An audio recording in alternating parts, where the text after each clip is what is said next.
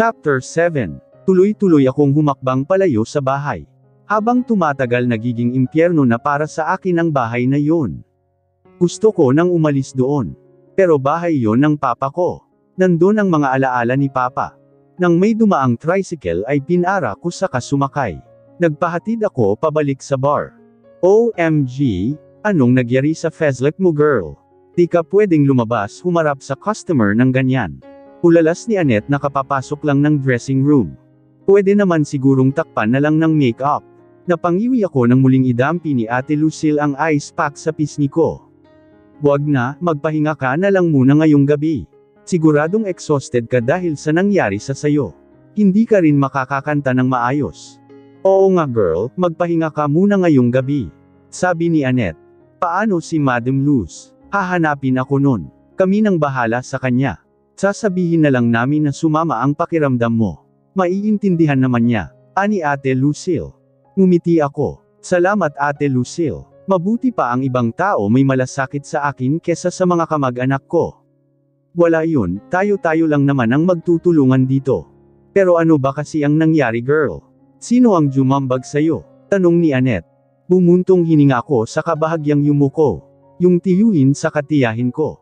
Kinuwento ko sa kanila ang buong pangyayari kahit masakit sa loob. Grabe naman yang tiyuhin sa katiyahin mo. Sa bar lang nagtatrabaho pokpok na agad. Tapos binugbog ka pa, nakakagigil ha. So paano yan, di ka makakauwi sa inyo mamaya? Nag-aalalang sabi ni Annette. Makakauwi pa rin ako. Bahay ko yun eh. Bahay ng mga magulang ko nakikitira lang sila. Pero hindi muna ako uuwi doon nagyong gabi. Siguro dito muna ako matutulog sa dressing room. Pwede naman di ba? Pwede naman akong matulog sa bahay ni Alden, pero wala akong makakasama doon ako lang mag-isa. Ayokong pag-alalahanin si Alden. At least dito. May makakasama ako. Mababait naman ang mga kasama ko dito. Oo naman. Dito rin naman ako natutulog dati. May unan pati kumot dyan sa cabinet tapos ay latag mo na lang yung folding bed. Sabi ni Ate Lucille. Nagpaalam na silang dalawa sa akin, dahil tinatawag na sila sa labas kaya naiwan na lang akong mag-isa dito sa dressing room. Tinampot ko ang ice pack saka dinampi sa pisngi ko. Tumingin ako sa salamin. Bahagyang namumugto ang mata ko. Namumula din ang pisngi ko. Masakit pa nga ang anit ko dahil sa sabunot ni tita. Sana nga lang ay hindi ito mapansin mamaya ni Alden kapag nag-video call kami. Siguradong mag-aalala siya. Nang medyo hamupa na ang pangangapal ng pisngi ko ay tinabi ko na ang ice pack. Kinuha ko ang cellphone na nasa bag ko saka binuhay. Napangiti ako nang may pumasok na text galing kay Alden. Video call daw kami mamaya. Pinuksan ko ang FB account ko hinanap ang account ni Alden. Pinindot ko ito. Bagong gawa lang ang account niya. Ang profile pic niya ay picture naming dalawa. Wala talaga siyang social media, dahil hindi daw siya mahilig sa ganon. Gumawa lang siya para sa akin para magkapag-video call kami. Lalo na ngayon na nasa malayo siya. I am so sorry sugar pero di pa ako makakauwi sa Sabado. Kailangan pa ako dito sa site. Maraming tauhan ang kailangan ng tulong ko di ko sila pwedeng iwan basta-basta na lang. Kailangan ko pang umattend sa mga unang hearing. Napakagatlabi, ako sa sinabi ni Alden. Di ako nagsalita pinagmasdan lang ang gwapong mukha niya sa screen ng cellphone. Malaki ang pinagbago ng mukha niya. Bakas ang pagod saka kumakapal na din ang balbas pati bigot niya. Dapat ay balik na niya sa Sabado dito sa Zambales, dahil ang sabi niya ay 2 weeks lang siya. Pero di matutuloy dahil may nangyaring trahedya sa site nila. Bumagsak ang crane machine sa scaffolding saka gumuho ito. Marami sa mga tauhan nila ang naaksidente, may 2 nasawi kaya hindi siya makakabalik. Agad dito sa Zambales. Sugar wag ka nang magtampo. Bumuntong hininga ako. Di ako nagtatampo. Nalulungkot lang ako dahil hindi ka makakabalik agad. Pero mas nalulungkot ako sa sitwasyon mo ngayon lalo na sa mga taong naaksidente. Don't worry about me sugar. Kaya ko ang sarili ko. Kapag hamupa na ang tensyon sa kanaayos ko, ang problema babalik agad ako dyan sa Zambales. Miss na kita. Miss na din kita Alden. Mag-iingat ka dyan. Alam kong maayos mo rin ang problema mo dyan. Ikaw pa, magaling ka eh. Thanks sugar. Ikaw lang ang nagpapagaan ng loob ko ngayon. Sana nandito ka sa tabi ko. Basta yung mga bilin ko huwag mong kakalimutan. Mag-iingat lagi dyan lalo na sa pag-uwi mo sa gabi. Opo. Nagtagal pa ang pag-uusap namin ni Alden sa video call, nasa bahay niya siya ngayon saka nagpapahinga. Wala pa daw siyang tulog mula kahapon. Awang-awa tuloy ako sa kanya. Umabot pa ng 1 buwan si Alden sa Cebu, wala pang kasiguraduhan kung kailan siya babalik ng Zambales. Hindi pa kasi tapos ang problema ng kumpanya nila sa nangyari sa site. Nagpo-protesta ang mga tauhan. May ilang grupo pa nga na gustong ipatigil ang ginagawa nilang construction. Nagkakausap pa rin kami sa video call pati tawag, minsan nag-chat pa kami. Pero hindi na yun kasing dalas gaya noong una. Naging madalang na yun. Minsan sa isang araw 1 beses na lang kami nag-uusap. Minsan wala sa 1 araw hanggang 2 araw. Hindi ko tuloy maiwasang mag-isip kung ano-ano sa magtampo. Pero di ko yun pinapahalata sa kanya dahil ayokong idagdag pa niya ako sa iisipin niya. Kapag tumatawag naman siya ay parang hangin na tinatangay, ang mga alalahanin sa katampo ko. Naiintindihan ko naman ang sitwasyon niya. Minsan lang talaga di ko maiwasang mapraning. Mahal ko siya, natatakot ako na iwan niya. Manong sa tabi lang po. Sabi ko sa driver ng tricycle. Inabot ko ang bayad saka bumaba na. Maaga ang labas namin ngayon sa school kaya maaga akong nakauwi. Pero di naman ako magtatagal sa bahay. Maliligo lang ako agad. Magbibihis saka didiretso na ng bar. Di na ako pinapakialaman ni tita saka tito Rene. Pero panay naman ang parinig nila. Hinahayaan ko na lang sila at di na pinapansin. May stress lang ako sa kanila. Paglapit ko sa bahay ay napansin kong parang maingay. Mga nagtatawanan ang mga tao sa loob. Ano kayang meron?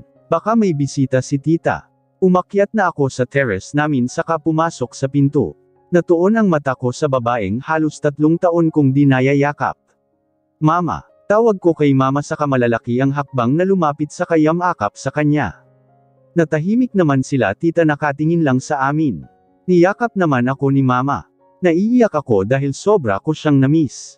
Kahit may pagtatalo kami minsan, dahil sa mga sumbong ni tita ay hindi nabawasan ang pagkamiss ko sa kanya. Namiss kita anak. Sabi ni mama. Nagangat ako ng mukha. Namiss din kita mama. Bakit di kayo nagsabi na uuwi pala kayo ngayon? Kumunot ang noo ni mama. Nagsabi ako sa tita mo noong nakaraang buwan pa. Kumunot din ang noo ko saka tumingin kay tita na nag-iwas ng tingin saka, kunwaring naging busy sa pagbubukas ng isang box. Malamang intensyon talaga niyang di sabihin sa akin. Bumaling ulit ako kay mama saka ngumiti. Di bale ma, ang importante nandito ka na. Oo nga anak, siya nga pala, marami pala akong pasalubong sayo na siguradong magugustuhan mo. Pero bago yun mag-uusap muna tayo mamaya. Maraming sinumbong sa akin ang tita saka tito mo. Naging seryoso ang mukha ni mama. Nawala naman ang ngiti ko. Alam ko na kung ano ang mga pinagsusumbong ni tita saka tito Rene. Siguradong sermon ang aabutin ko mamaya. Baka pwedeng ipakilala mo ko sa dalaga mo. Singit ng isang lalaki na hindi ko kilala. Tumingin ako sa kanya. Ngumiti siya sa akin saka tiningnan ako mula ulo hanggang paa. Di ko gusto ang uri ng tingin niya. Sino siya ma? Tanong ko kay mama. Ngumiti si mama saka humawak braso ng lalaki. Siya si Norman anak, ang boyfriend ko. Pagpapakilala ni mama sa lakaking katabi niya. Napaawang naman ang labi ko. Po, boyfriend niyo siya. May boyfriend kayo ma?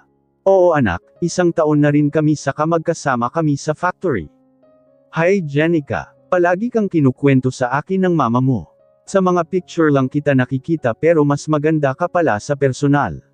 Nilahad ni Norman ang kamay niya. Nag-aalangan naman akong tanggapin yun. Di ako makapaniwala na may boyfriend si mama, 1 taon na sila. Wala man lang siyang nabanggit sa akin. Tumingin sa akin si mama saka binigyan ako ng nagbabalang tingin. Labag man sa loob ay tinanggap ko ang kamay ni Norman. Ma, bakit hindi mo naman sinabi na may boyfriend ka na pala? Tanong ko kay mama nang sundan ko siya dito sa kwarto niya. Naiwan sa labas si Norman na mukhang close na kanila tita saka tito Rene. Ang ikinaiinis ko pa, dito niya patutulugan ang boyfriend niya. Dito sa kwarto nila ni Papa. Bakit kailangan ko pang sabihin sa'yo nanay ba kita? Mata Ray, na balik tanong ni mama sa akin habang nagbibihis. Anak mo ko ma, karapatan kong malaman yon. Tapos dito nyo pa siya patutulugan sa kwarto nyo ni Papa. At saan ko siya patutulugan? Sa labas. E di sa bahay nila. Saan ba siya nakatira? Malayo ang probinsya nila kaya dito muna siya. Teka nga, bakit ba ako ang ini-interrogate mo? Ikaw nga ang maraming kasalanan dito. Ang sabi sa akin ng tita mo di ka pa rin tumitigil sa pagtatrabaho sa bar. Ano ka ba naman anak? Nawili ka na sa pagiging pokpok. Hindi ako pokpok ma, ilang beses ko bang sasabihin sa inyo? Di ko binibenta ang sarili ko. Vocalista ako sa bar, kumakanta lang ako. Doon, inis na paliwanag ko. Paulit-ulit na lang. Ilang beses ko na ring sinasabi sa'yo umalis ka na dyan sa bar. Ang tigas din ng ulo mo. Naman, maganda ang trabaho ko sa bar, malaki din ang kinikita ko doon. Hindi ako aalis doon. Matigas na sabi ko. Napakalaking tulong sa akin ang kinikita ko sa bar. Di na ako kinakapos. Di na ako naghahagilap kung saan kukuha ng panggastos sa school. Di ka talaga aalis doon. Matigas ka. O sige bahala ka. Pero siguraduhin mo lang na hindi mo pababayaan ang pag-aaral mo, makakatapos ka ng walang problema. Dahil kung hindi palalayasin kita dito sa bahay. Naiintindihan mo Jenica Jess? Bamantong hininga ako. Oo ma, pangako makakapagtapos ako ng walang problema. Sa mga lamipis na araw na nasa bahay si mama ang boyfriend niya ay madalas na kaming magtalo. Paano ba naman sa kwarto na nga nila ni Papa natutulog si Norman panay pa sila inuman? Oo naiintindihan ko na kauuwi lang nila sa abroad, sinusulit ang mga araw na nandito sila sa Pinas, pero araw-araw na lang gabi-gabi silang nagiinuman. Tulog lang ang pahinga nila. Tapos si mama kung ano ang gusto ni Norman sinusunod niya. Kaya naiinis ako. Parang di na nila nirerespeto ang bahay. Ang bahay na pinatayo pa ni Papa para sa aming tatlo. Kaya minsan naiisip ko mas okay pa na nasa ibang bansa si Mama. Di nga kami nakakapag-bonding dahil mas gusto niyang kasama si Norman na mukhang manyak. Bumuntong hininga ko habang titig na titig sa cellphone na hawak. Wala pa ring text o chat si Alden. Di pa rin siya tumatawag. Mag-iisang linggo na kaming di nag-uusap. Sobrang miss ko na siya. Ano na kayang nangyari sa kanya? Ayos lang ba siya? Yumukik ako sa vanity table saka pumikit. Please naman Alden tumawag ka na. Hanggang sa di ko na namalayan na nakatulog na pala ako. Jana gising. Naalimpungatan ako sa nanlalabo kong paningin ay naaaninag ko ang mukha ni Ate Lucille.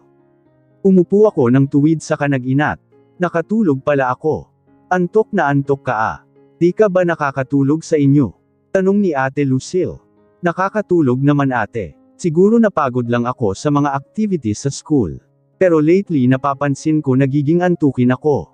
Tumago naman si Ate Lucille. Mag-ready ka na ikaw na ang susunod na sisalang. Oo ate. Tumayo ako saka binitbit ang cellphone. Tiningnan ko muna ito ng isang beses. Bumuntong hininga ako. Wala pa ring paramdam si Alden. Nilagay ko na sa bag ang cellphone saka nag-ready na. Halos lumabas na ang bituka ko sa kakaduwal, pero wala namang lumalabas sa bibig ko kundi puro laway.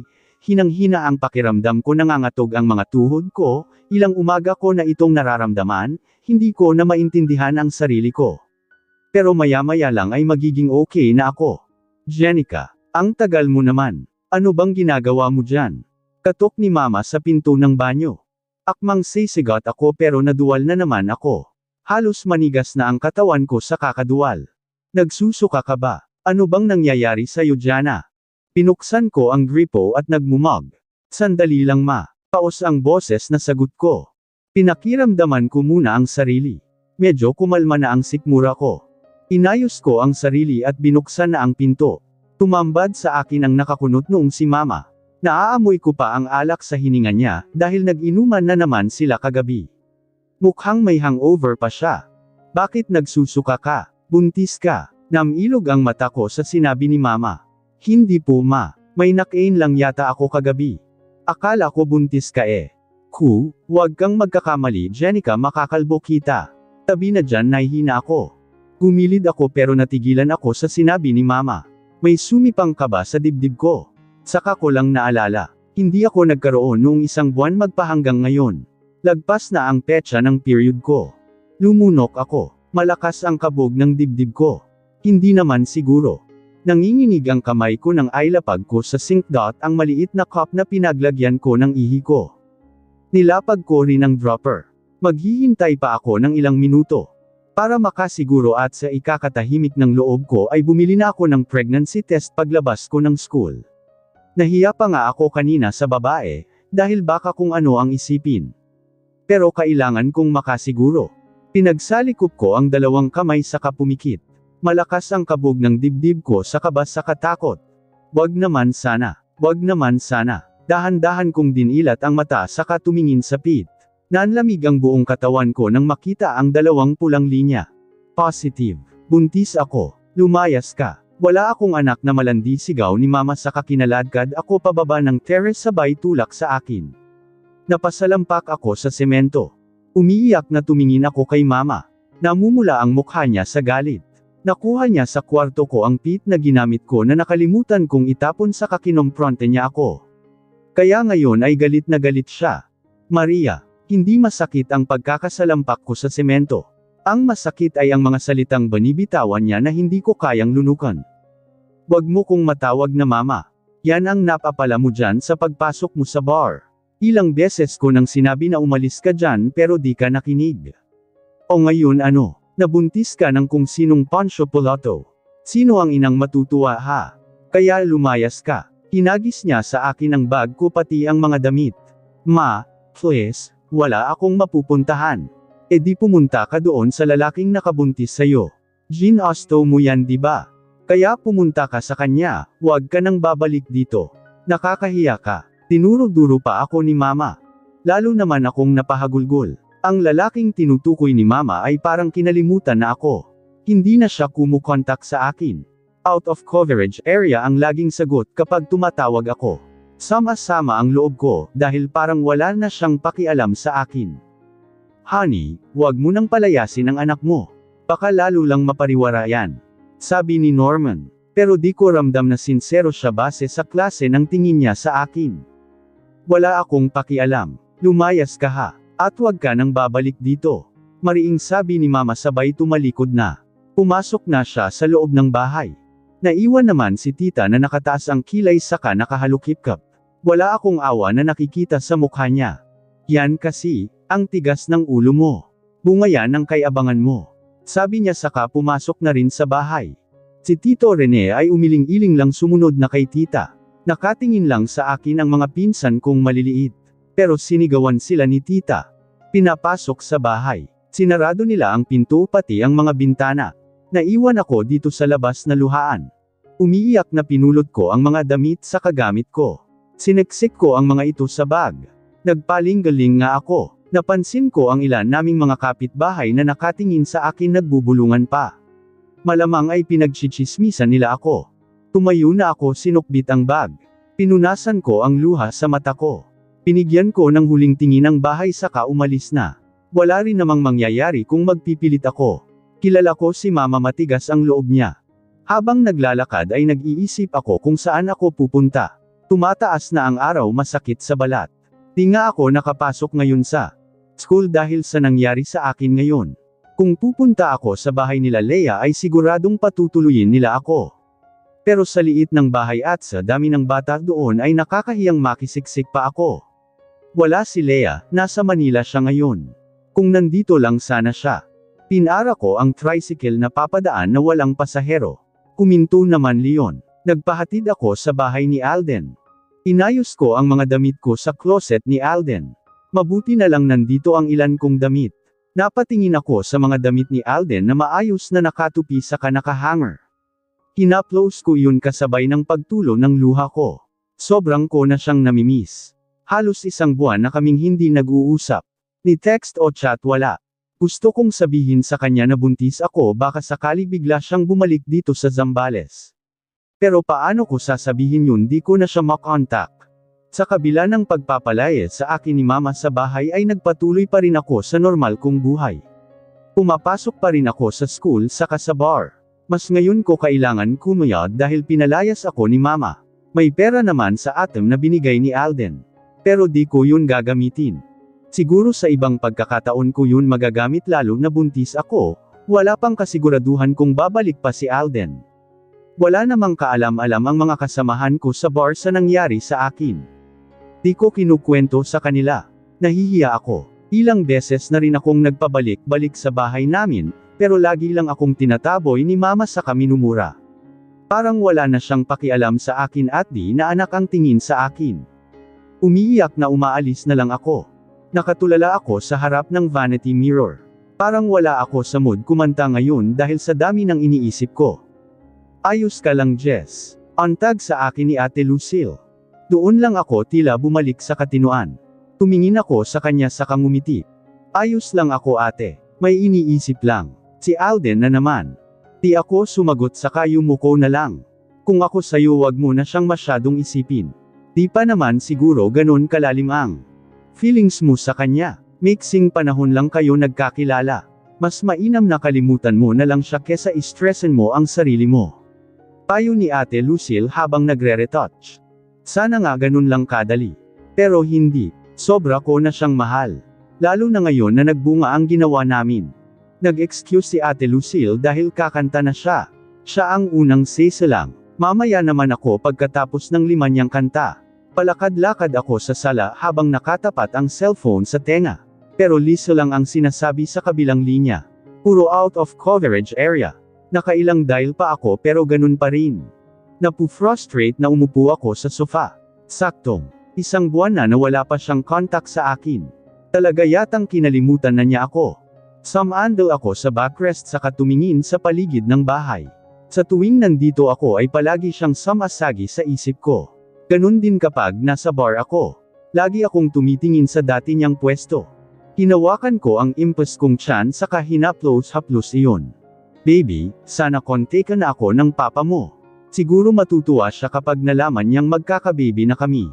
Lumipas pa ang mga araw ay wala pa rin akong contact sa kabalita kay Alden.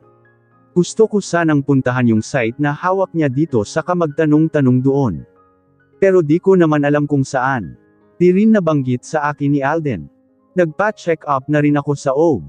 2 buwan na akong buntis. Wala pa rin nakakaalam sa mga kasamahan ko sa bar na buntis ako. Mahirap ang sitwasyon ko pero minsan di sumagi sa isip ko na ipalaglag ang bata sa tiyan ko.